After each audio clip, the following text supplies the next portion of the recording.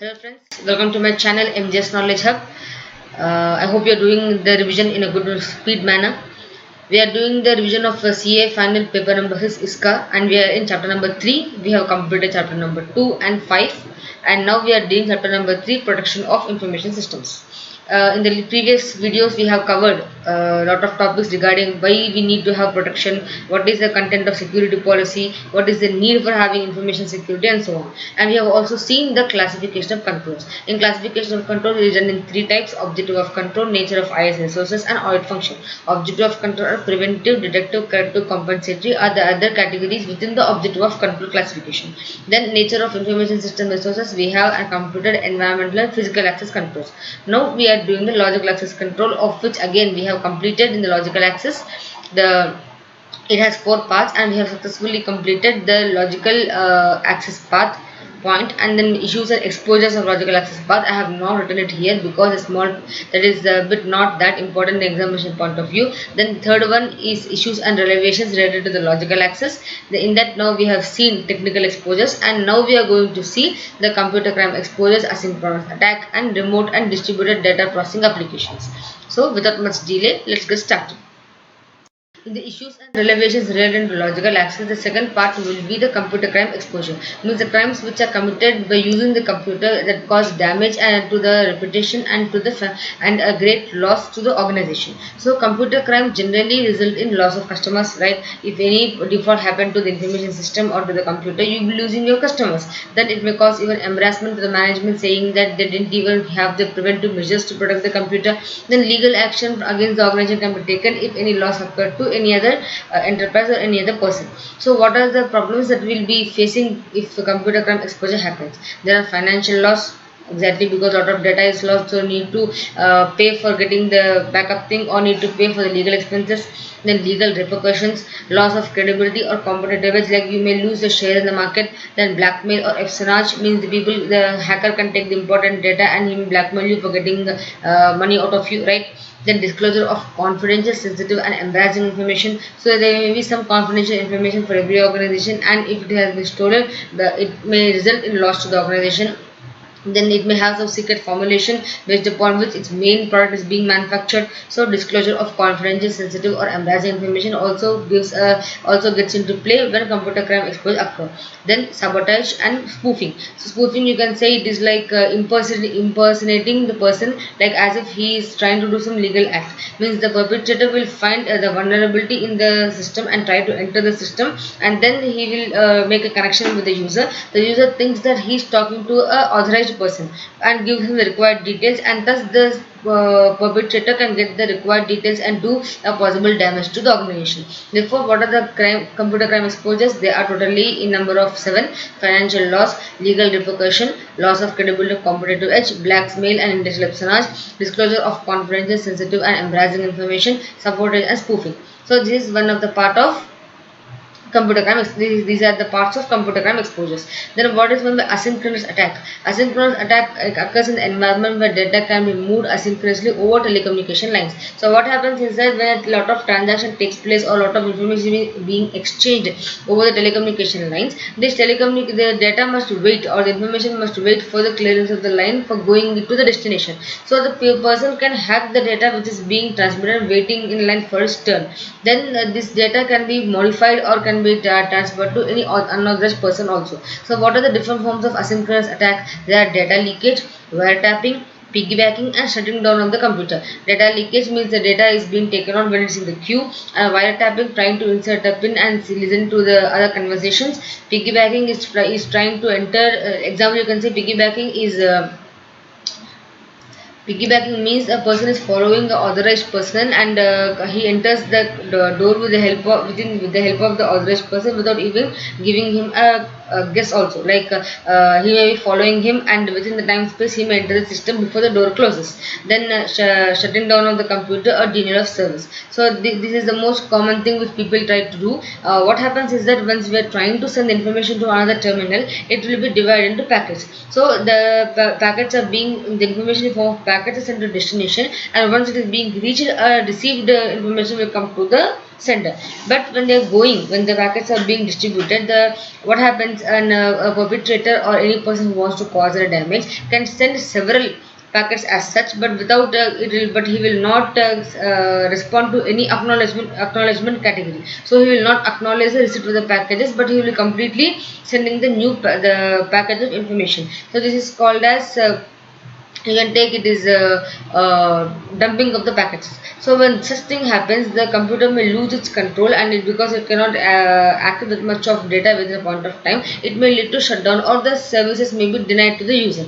So these are the four forms of asynchronous attack, that is data leakage, wiretapping, piggy banking, and shutting down of computer or denial service. One thing we need to understand here in the logical access is that logical access is the way in which the system assets information is being provided only to the authorized person only. So unauthorized people can't use the logical access, can't use the information. So logical access ensures that the authorization is given to the right people, and the access is given to the authorized person only. In that, one more category now is the remote and distributed data processing application. Why it is being given here? Because see, when the data is in a remote location means where you are not available. So in that location, if you want to access any data, you must have proper controls, and you must have proper permissions and valid criteria to access that report. Therefore, when it is not available, when the information is not near you, when it is in the remote location, then the logical access are the way in which logical access is the way in which the data can be retrieved or can be seen. So what are the precautions that we need to take when for the remote and distributed data processing are: remote access to computer and data files through network should be implemented. Means when you are accessing it, it must be through a computer and through a particular and the data files on network should be available. Then having a terminal locker can assure physical security to some extent. Means we are storing this data in far back and very far location in a server, or you are having particular computer in the organization to access them, that must be protected by having a physical security, like having a computer room and lock for that particular system, etc. Then applications must be remotely accessed via modems, and other devices should be properly controlled. So these are how to get the data. It is being taken from it can be accessed by using the modems and other devices. The accessing equipments must be safeguarded. Then terminal and computer operations at remote locations should be monitored. So we are taking care of protection of the devices which are helping the access of the data, and also the data and also the data operations which are in the remote location must be always carefully monitored. Then in order to prevent the unauthorized user access the system, there should be proper control mechanism over system documentation and manuals. So another access can be controlled with help of proper documentation. Then data transmission over the remote location should be controlled, because if why we need to control it, a lot of data being transferred also may make the it may affect the organization, because lot of transmission is it should be ensured for authenticity and accuracy, right? Then the location which is sending data the must attach with itself the recognition criteria, so that the location which is receiving it can verify the genuineness of the data. Then when replicated, the copies of the must be available in multiple locations. Means when the data is being replicated, the files which are existing in several locations must be equally updated, and we must ensure that there is no replication or there is no duplication of the copies. So remote and distributed data processing applications are very important. We need to have a remote access to data files through network. Terminal lock must be presented. Applications which can be accessed remotely must be controlled. Terminal compute processes which are done remotely must be carefully planned and monitored. You must prevent unauthorized user access to the system where there is proper control mechanism available. Then data transmission over the remote location should be controlled, and while replicating copies of the we must see that in the multiple locations the same copy is available, and there is no duplication or availability of the identical copy anywhere. This means there must be no duplication of the data when it exists in more than one location. So these are what available in the asynchronous in the remote and distributed data processing applications. Now let us see what is the logical access control system across the system. So logical access controls across the system means entire from the user to the end person who are all in how the logical access is affecting the entire system. The logical access controls is to restrict the information assets only to the authorized user. So they expect to provide the access to information resource on a need to know basis. So how does the system affect various personnel in this chain? So first thing we need to understand user management. user responsibility, network access control, then operating system access control, then application and monitoring system access control, and mobile computing and related controls. So these total are covered in the logical access across systems. So logical access is not just only for the information part, but it is even given for the entire organization, so that the information which is being sent or protected is actually safeguarded. Now let us see in brief what is each of the activity corresponds to. The fourth part in the logical access controls is a logical access control across the system. So in this there are several categories which you need to understand, because the logical access must be given for the entire organization for each kind of assets and resources to be used. Logical access must cover them. So because the user may need different type of information from the system, and the levels of the user will be different. It may be from the basic operation to the high level management. Proper systems and controls must be available across the system for the protection of the system.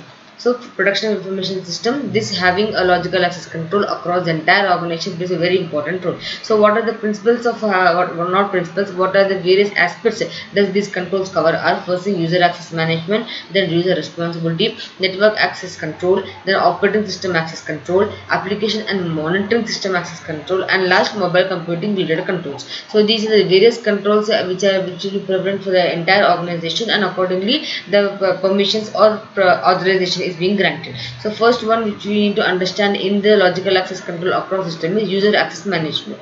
User means a person who is trying to get information or trying to use the system. What are the different access management controls we need to have? First thing, user registration. Every user or a person who is trying to use the system assets must be registered. Registration, so that they'll be given they based upon the level in which they're working, the access part will be restricted. If example, if they are operating level people, they'll be getting only some part of the information. But if it is the director of the company, he will be getting access to all the parts of the information, then all the parts of the system. Then privilege management, depending upon the access rights, then the privileges are granted for getting the required action done by the system. So each particular employee or each particular user, depending upon its levels, their privilege will be given to that particular level only. Then user password management. Passwords are the one of the first barriers for entering into the system, and the allocation, storage and protection of the password is that of the user.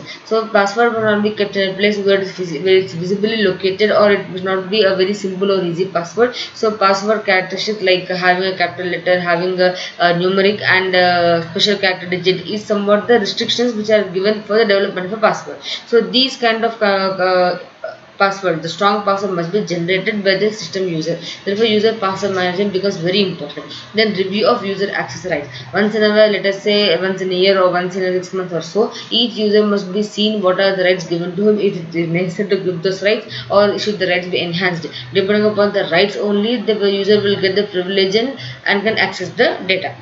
Then user responsibility. User responsibilities are the what is the first responsibility of a user when he wants to access system. He will be given a login ID and a password. So the way in which he protects the password is very important, and also the user is using the system. So when he is not available, how the equipment is being handled. So user responsibilities are two: password use and unattended user equipment. Password use, the first one is the safeguarding of the password from any person from theft or misuse. And then unattended is user equipment, whenever they are not trying to attend, not being with the equipment for more than a particular period of time. It is always advisable to keep the lock the system, physical lock or a password lock, and then make the system go into sleep and so on.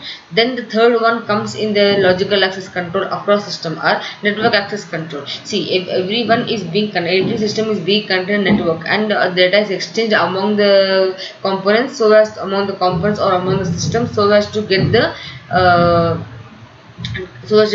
work done. So network, the connection in between systems run in a network, and the network access controls also plays a very important role in protection of the information system. First thing in the network access control is policy on use of network. Second thing, enforced path. Third thing, segregation of network. Fourth is network connection and routing control. Fifth is security of network services. Sixth is firewall. Seventh is encryption. Eighth is callback service, and ninth, last, the one for the networking is recording of transaction log. So what will happen in the first one? Network access control. The first one is policy on use of the network.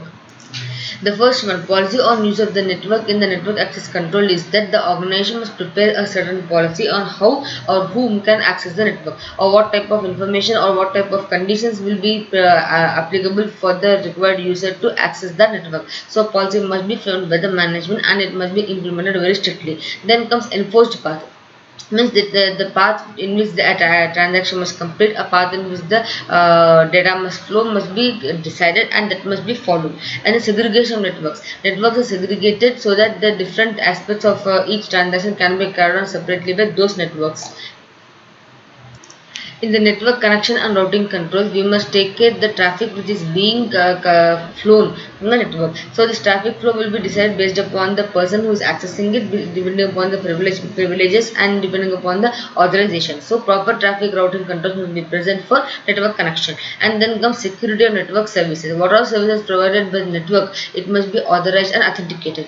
Then firewall. Firewall is the protection of the company's information system from external intrusion, also from the internal also. So whatever data which is being received by the company's information system will be processed before being entered into by a wall, which is by a protection system called as firewall. Even this protection must be given to the internal usage also. So what happens then, the data which can be accepted will be permitted by the firewall to go into the system, and which are not will be stopped by the system then and there. This having this firewall protection even in the internal of the organization also will protect it from the misuse or abuse by the employees. Okay. The encryption. Encryption means converting the data from one source to another source. Data which are sensitive and which are very highly important must be encrypted and protected always. Then what is callback service? Callback service is that when you are trying to establish connection with the system and you must enter proper code. If the code is valid, then the computer system will cut your login procedure, and then it will dial in a number so that it can re-establish connection with you.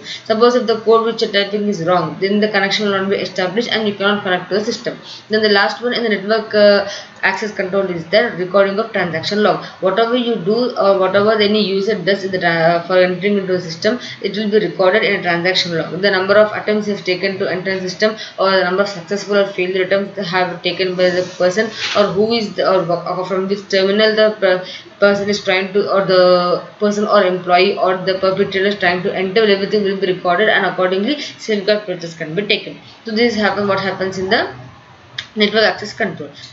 So friends, in the next video, let us see about operating system access control, which has these many things to be taken care of, and then application and monitoring system access control, and mobile computing related controls. Once these three controls are done, we will be completing the logical access controls, and then we can move the classification controls based upon audit function, which has managerial controls and application controls. I hope till now you are finding the revision very useful and you are able to recollect the concepts. And I once request you to study this PDF before going to the practice manual and then complete the practice manual. So let's now meet in the next upcoming video with the operating system and access control.